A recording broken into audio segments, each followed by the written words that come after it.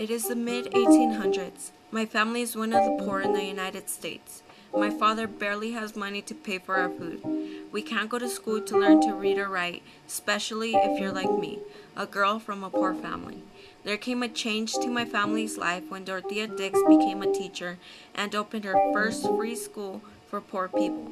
She is always there for us, and if the textbooks are worn out, she writes her own to teach us from it. However, she stopped teaching us when she got a new job at the Cambridge jail. From then on out, Horace Mann led the fight for better schools. For more than a decade, he tried to help all of us poor and non-poor people by trying to get legislators to make more schools and give more money for education. Later, legislators made all these changes, and more states were following Horace's example. However, there were still more things to be changed. Like my parents still have troubles giving my brothers and sisters an education because we are poor. In most areas, African American families also have troubles as well. A few cities do have schools for them, but they receive small amounts of money. Some African Americans do go on to higher education, others stay back. Reformers did not stop there, like Thomas Gallaudet and Samuel Gridley Howe. They started improving education also for people with disabilities. Samuel Gridley Howe invented a way to print books.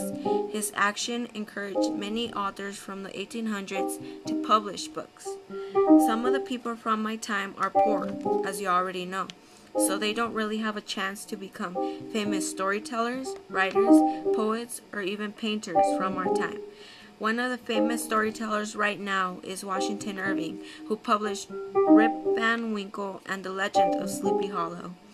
Another well-known famous storyteller is Nathaniel Hawthorne, who talks about history of Puritan New England. One of the women writers that inspired us young women right now is Margaret Fuller, who wrote Woman in the 19th Century. The book talks about how many young women face many hardships, just like my mother, my sisters, and me. I can't forget to mention that there are also some great poetic voices that are really famous, such as Henry Wadsworth Longfellow, who wrote the poem Power Veers Ride. Two of the most influential people from my time are Ralph Waldo Emerson and Henry David Thoreau. They both lead many people to believe that you need to guide yourself with your inner light, and only you know what really is wrong or right. This led people, not just the poor, but the well-fed and rich, to think more. American painters then started taking their inspiration from hard-working farm families, schools, country people, and much more from our home, the United States. It is simply amazing how one thing in your life can lead to many other things in the future and open up new frontiers, just like mine.